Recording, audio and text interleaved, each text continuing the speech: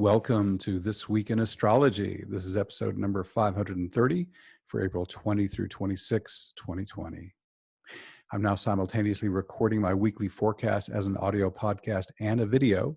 I go straight through with no editing afterwards, so you get the real me, raw and unpolished. In fact, speaking of unpolished, I'm just going to make sure everything is what it's supposed to be doing. It looks good. Yay. And for those of you on the audio podcast, I may make some references to the video here, so bear with me. So thank you for joining me. I'm your host, Benjamin Bernstein, broadcasting from thisweekinastrology.com. You can read my forecasts online and see my chart graphics for things like lunations and aspect patterns, either by watching the video. This is the first time I've included those on the video. I'm playing with a new setup here. By going to astroshaman.com if you want to see them on my blog. Click blog on the menu bar, then choose the astrology forecast category. And please rate this wherever you're hearing or watching it so that others like you can find it. What's old as we come into this week, we've got a waning moon and a continuing grand trine with Venus, Mars, Juno, and Vesta. That'll keep running through April 26, and I have interpreted that on previous episodes. So let's start with our first bonus aspect. This is an aspect that's not in the written forecast. On Tuesday, April 21st, we have the Sun square Saturn. That is the Sun at 2 degrees Taurus and Saturn at 2 degrees Aquarius. And Sun square Saturn can work different ways depending on your consciousness. For many people who have not yet embodied their Saturn, which means you're standing completely and fully in your own authority, no one can tell you what to do. If you're in that space, then Saturn can be like, yay, I'll give you all kinds of power and endurance and productivity and efficiency. And you, this represented by the Sun, can get all kinds of great things done. The square becomes the kind of the energy that drives you. However, if you're not yet embodying your Saturn, if you still are giving others power over you, and sometimes in certain stages in life, that's just how it is, then Sun square Saturn can be a little more challenging, like a roadblock, slow down, things like that, especially with the Sun in Taurus, which is of the slowest sign of the zodiac and tends to kind of just stick in its groove. It can feel like a real plod sometimes if you're not fully embodying your Saturn yet in your life. So if you are kind of being slowed down, you've got a judgment call to make. Is this slowdown, this obstacle saying you're on the wrong track and you should do something different? Or is it saying you're on the right track and this is an obstacle you need to push past, overcome in order to move forward on your path? And that can be tricky to figure out just using your intellect. Fortunately, there's something in this aspect pattern that gives you an intuitive hit because Saturn's in Aquarius. Aquarius is the sign that brings the intuitive flash. And thus, I would turn inside and try to get some wisdom from your higher self that's sent you saying, hey, what's the deal here? Is this to bust through this block, or is it time to shift gears? And, you can logic it out if you want to, but I've found that intuition works way better. So those are some ways you can play with Sun square Saturn. If I didn't say this already, tremendous endurance, productivity, stick-to-itiveness is possible if you're on good terms with your Saturn. Let's go to Wednesday, April 22nd, another bonus aspect, Pluto quintile Chiron. Pluto is at 25 Capricorn. Chiron is at 7 Aries. So this is interesting. 2 slower planets making a magical aspect. For starters, Pluto and Chiron are both about shadow work. So it could be that you're getting into a space where, whoa, I'm getting triggered, having some old emotional stuff come up. That would not be surprising at all with these two together. However, the quintile is a magical fairy dust kind of connection that's connecting them. And the saying, even if that's happening, there could be an easy way to process through these things. If you already have a great shadow work tool that you could process with, go for it. If you'd like one, then I offer one freely on my website. It's called the Healing Invocation, and you can go to astroshaman.com. On the menu bar, the last word is invocations. If you click or tap that, it'll take you to a page with 2 post previews. The second one has an image of a crying woman. If you go into that one, that tells you about how you can actually delegate your healing work, whether it's physical, emotional, or whatever, to your higher self. You just relax and feel what's going on. And time and again, people have told me this can clear stuff really fast, even if it's been dogging them for a long time. So it may sound too good to be true. All I know is I've been giving it out for 9 years and it keeps working for folks. So give it a try if you're interested. And if some shadow work is coming up with this Pluto Chiron quintile. One other way this can play, though, is that Chiron is the mentor and the healer, and not just the wounded part. And Pluto can be power and a lot of juice and energy behind something. So you can actually get a lot of inspiration about how to do better work as a mentor and healer yourself. Another beautiful way that quintile can play. So now let's go to one of our big events of the week and the month. Frankly, it's a Taurus New Moon, and I'm going to, for you folks who are watching the video, I'm going to share screen so you can actually see. This is the first time I've ever done this on a forecast video for a week. So hang on a second while I make this happen. And those of you in the audio, just bear with me a sec. So share screen. Choose that, and there it is. Yay. So for those of you on the video, for a while now, you're going to see not me, but the graphic. And just in case that's in the way, I'm going to move that. Okay. And I'm going to read the actual forecast from my phone because I can't see my computer screen anymore. So here we go. What do you call a new moon that makes hard aspects to all the outer and social planets? This one, handle with care. This new moon lines up today on April 22nd at 10:26 p.m. Eastern Daylight Time. It's at 3 degrees, 24 minutes Taurus. It's a great time for new beginnings or additional emphasis in all Taurus themes, which I detailed earlier last show on my April 19 forecast for the sun entering Taurus. I'll just kind of go off the top of my head here. So what can be Taurus themes you can put new energy into? Taurus is, for starters, slow and steady. So anything you need to put like steady, persistent, slowly paced energy into, or just regularly paced, it's really good for that. Taurus is sensuality. It rules all 5 senses. So it's a great time to enjoy whatever you're seeing and hearing and smelling and tasting and touching. Great time for massages, great time to get out in nature, which Taurus also rules. I'll be speaking a little more about that, but get out in the natural world. One of Taurus's mottos is, I'm not a human doing, I'm a human being. So slow down, stop, meditate, just lay in the grass and do nothing. You know, it's a great time just to be and get in touch with that. If you do all the time, like so many of us do, it can make us crazy. And you got to have some be time just to relax and exist. Taurus is also about resources, money, and possessions. So if there's any new energy you want to put into that, making money, getting more accumulation of stuff, then go for that. I will warn you, though, I'm 60, and I've learned that objects do not bring happiness. It is consciousness. And actually, there's been lots of studies who show that money spent on experiences, life-enriching experiences especially, people tend to say that it gives greater lasting satisfaction than just buying something, no matter how shiny and new the object is. After a while, it loses its luster and you're on to the next shiny thing, and that can become a vicious cycle. Now, of course, some things are wonderful to have. I'm not dissing possessions entirely, but just you watch it. By the way, that was all improvisation and not in the written forecast. So those are Taurus themes. Let's go back to what I wrote. Aspects.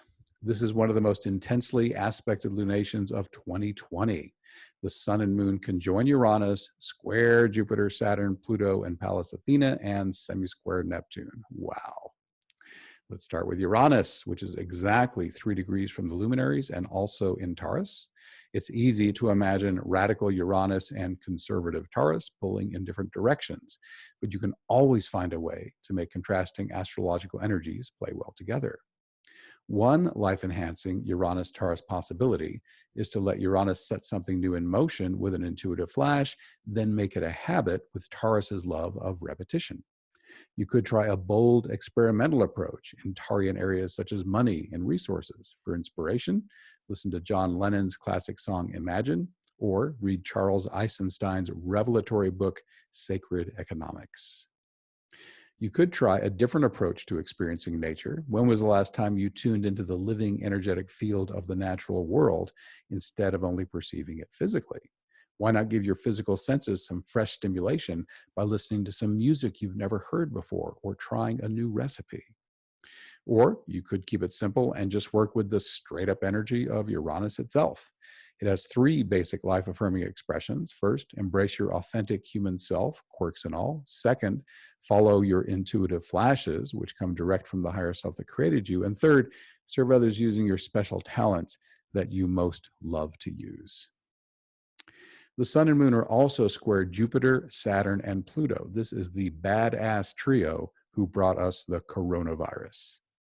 In a nutshell, hard aspects between Saturn and Pluto routinely coincide with the most challenging times in human history. Old structures and ways of life that have outlived their usefulness are destroyed or transformed, and Jupiter amplifies this intensity even more. But this is not just an ending, it's a death and rebirth process.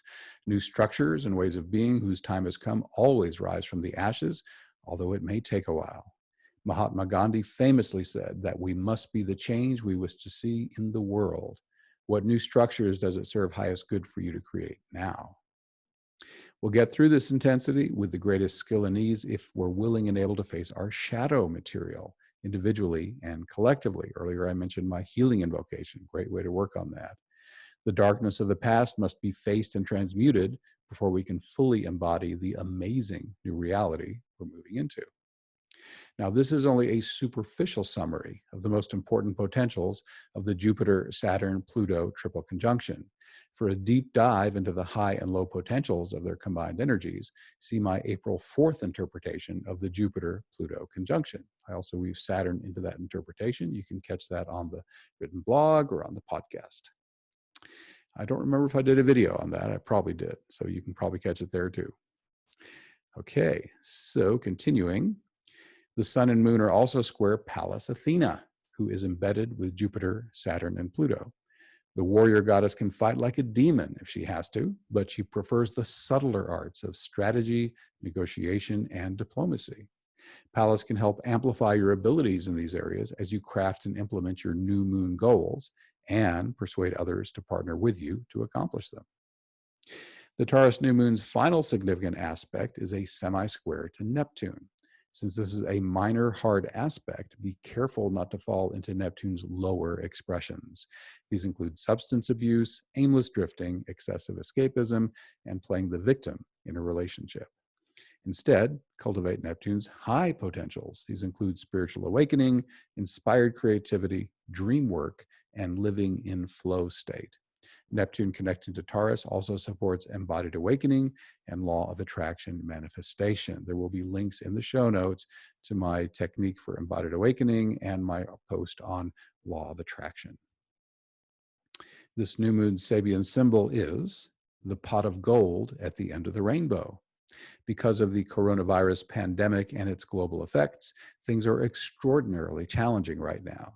But this image reminds us that a great reward awaits us if we handle the situation skillfully. The greater the challenge, the greater the reward once it is mastered. So I'm going to take a sec now and stop the screen share.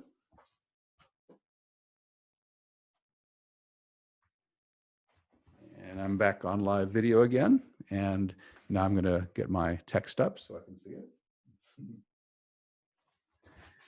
All right, now all I have to do is scroll past all that stuff. Oh, I'm done with that. Good. So we are now on Saturday, April 25th, and we now have a little bonus aspect before we get into our other major event of the week, which is Pluto retrograde. But first, Mercury square Pluto. And I'm just going to double check to make sure I'm in the right place. Absolutely, I am. So Mercury is at 25 Aries and Pluto is at 25 Capricorn.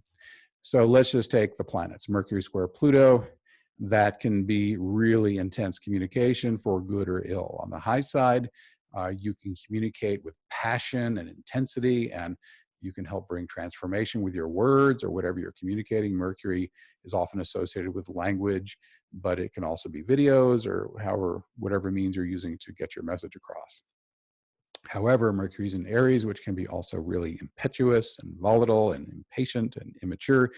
And Mercury in Aries square Pluto can also be really being abusive with your language or attacking with words. So I don't recommend you use it that way. I don't think most of my listeners would be really into that. So just try to use Mercury square Pluto to communicate things that are transformational. Of course, Mercury is also about learning. So you could, of course, dive deep into learning. Pluto loves going deep and intense. So any kind of really intense learning, this will be good for about a week either side of the square. So great time for learning or communicating in a passionate, intense way. This brings us to our next big event, as I said, Pluto retrograde. He's turning retrograde here on April 25th at 2:54 p.m. and he'll be at 24 degrees, 59 minutes Capricorn, pretty much 25. He'll turn direct again on October 4th at 22 degrees, 29 minutes Capricorn. Now, planetary retrogrades are great for planning and reflection, but outer planet retrogrades last around 5 months. That's way too long to stop doing everything associated with a planet. Still, we can't take the days around a slower, we can take the days around a slower planet during retrograde for appropriate contemplation. One of Pluto's main themes is death and rebirth. It's like the phoenix burning to ash, then resurrecting out of the flames. It's like the snake shedding its skin. It's like the caterpillar melting down to goo in its chrysalis, then emerging as a gorgeous butterfly. So what is dying in your life right now? For many of us, aspects of our lives will be permanently transformed by the coronavirus crisis. If you're staying at home with extra time on your hands, take some time for reflection. Have you been engaged in a job, relationship, or other commitment that does not feed your soul? This is an ideal time to imagine a new and better reality when you can stride into with excitement and enthusiasm. Pluto also rules shadow work, embracing and working consciously with the disturbing parts of your psyche. What attitudes, habits, and emotional wounds are blocking your happiness and stopping the fulfillment of your dreams? Some people are afraid that it will take a lot of energy to do psychological self-work, but it actually takes a lot more energy over a much longer period of time to keep pushing your shadow material back into the depths. And the greatest amount of suffering often comes not from the emotional wound itself, but from the huge amount of effort it takes to keep sweeping it under the rug. As I mentioned earlier, many have found my healing invocation effective for shadow work. Pluto also represents wealth and power. We often associate wealth with money, but wealth is actually anything that you value, tangible or intangible. Pluto retrograde is a great time to clarify, how do you define wealth? Is it money, time to pursue your passions, deepening a relationship, holding a certain state of consciousness, playtime with your child? Regarding power, there's two basic types. Power over involves domination and control. Power with involves sharing power freely with others and is easiest when you've tapped into the unlimited wellspring of your own divine power. Now, a planet's potency is extra strong as it changes directions. As Pluto stations retrograde near 25 degrees Capricorn, it will beam its energy strongly to all natal points between 22 degrees and 28 degrees in any cardinal sign. These include Aries, Cancer, Libra, and Capricorn. Transiting planets work first and foremost for your higher self. Are the areas of your life represented by the natal points in this range aligned with your soul purpose? If so, Pluto will shower them with wealth and power so you can take them to the next level. If not, he'll bring challenge so that you can transform or release that area of life. Or he may take matters into his own hands. You can learn more about the areas in your chart being lit up by Pluto retrograde by doing an Astrology Plus session with me. Just go to astroshaman.com, services on the menu bar. Astrology Plus is the first pull down. We got another day here, Sunday, April 26th. We have 2 events, and these will be our final events of this week's forecast. We got first Mercury squared Jupiter.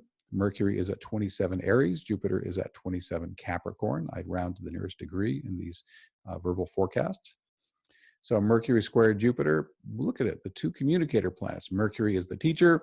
Jupiter is the professor, the philosopher, the guru, the wisdom giver. Mercury's in Aries, which is very, proactive and likes to get a lot of energy going. So if you got something to teach, share with the world, this is a great energy under which to do it. It also can be great for learning. I mentioned these possibilities in my earlier Mercury interpretation earlier in this forecast. Mercury is learning and Jupiter can amplify. Basically, Jupiter is going to amplify whatever you choose to do with that Mercury. So if you want to broadcast information, you can do it with great power. And if you're learning, you can really learn intensively.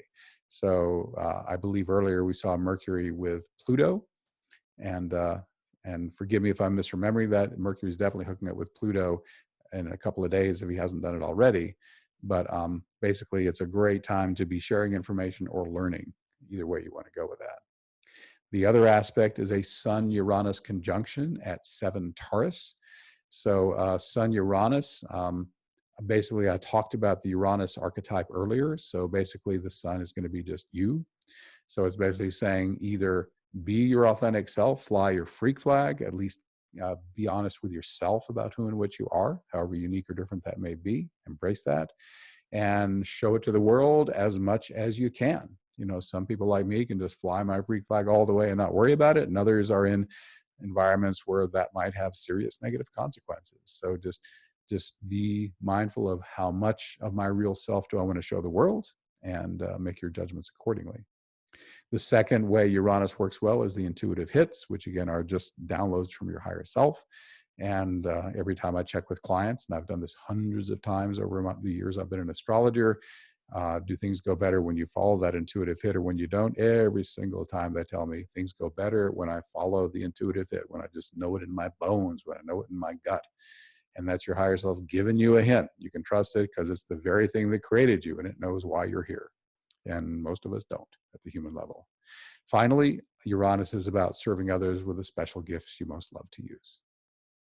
So basically Uranus and Taurus together, because they're both in Taurus, but it's Uranus. It's saying, okay, my recommendation of using these well is get the intuitive hit from Uranus and then use that Taurus energy to just put it in play and go and go and go. And be real consistent with it, whatever the new thing is. Okay, so that's the forecast, but I've got an announcement for you. Everyone's welcome to participate in most of my Awakening Plus calls for free. Awakening Plus is my online spiritual membership. But like I say, the calls, many of them are open to the public, whether you're a member or not, and it's all free. Here are April's remaining online events. They're all on Mondays at 8 p.m. Eastern. On April 20th, we're doing individual healings. And in a nutshell, that's where one person's in the hot seat, so to speak, and everyone who's on the call, including those who listen to the recording afterward who are members of Awakening Plus, are going to focus healing energy to that person. And whoever is in the hot seat is going to receive a tremendous amount of healing. And this is based on Lynn McTaggart's Power of 8 protocol. And amazingly, it often happens that those who are sending the healing get even more healing and benefit than the one in the center. This is a real great example of as you give, so you receive. It works every time in this process. So if you get on that call, even if you're not the one receiving healing specifically, I've heard numerous reports when I do this kind of call that the senders get all kinds of benefit too. Then on April 27th, you can join Spirit Song to experience your limitless self and support the global awakening.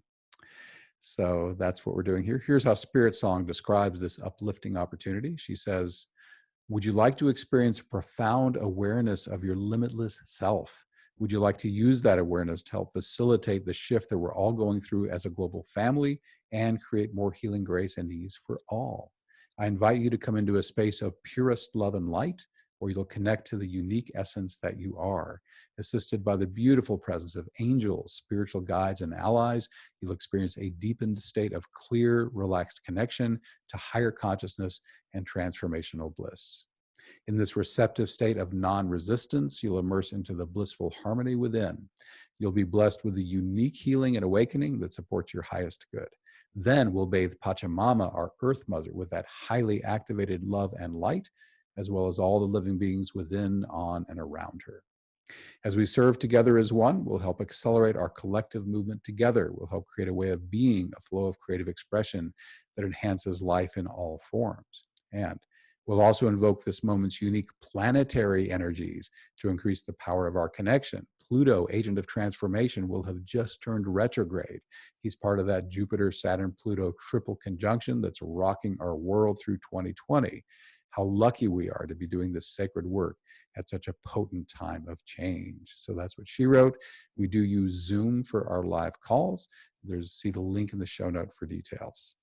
Awakening Plus features at least 3 live streaming events each month. We've been doing a lot more lately. Most are open to everyone for free. The archive of over 225 transformative events, as well as accountability partners and the forum, are available to Awakening Plus members, and membership is very affordable. You can learn more at awakeningplus.com. Thank you for being here. Once again, I'm Benjamin Bernstein with astroshaman.com. I can serve you with astrology readings, shamanic healing, awakening activation, astrological event timing, and one-of-a-kind life coaching. All my one-on-one services are equally effective in person or long distance. And during the coronavirus pandemic, I have dropped my rates significantly because so many people are experiencing financial hardship, and I want you to be able to work with me. I also offer an unbeatable price on SolarFire, the #1 astrology software for Windows. And as I mentioned, I run the Awakening Plus online membership for spiritual support. You can learn more about all this at astroshaman.com. So there's also links in the show notes to all this. To see them, go to astroshaman.com/530. Again, astroshaman.com/530. Please reach out if you have any questions. My email is info@astroshaman.com. My number for voice and text is 828-338-9852 in the United States. I'd love to connect with you. We are wrapping up this episode. Please rate this wherever you are hearing or watching it so that others like you can find it. This Week in Astrology is honored to be chosen as one of the internet's top 10 astrology podcasts. Check out our website where you can hear the show and subscribe to podcast updates. You can also do a single sign up for 2 great opportunities, chances to win a free consultation and have your chart interpreted on the show. Go to thisweekinastrology.com. From there, you'll be redirected to the This Week in Astrology area of astroshaman.com. Whatever your sun sign may be, my forecast can help you make the best use of the current astrological energies.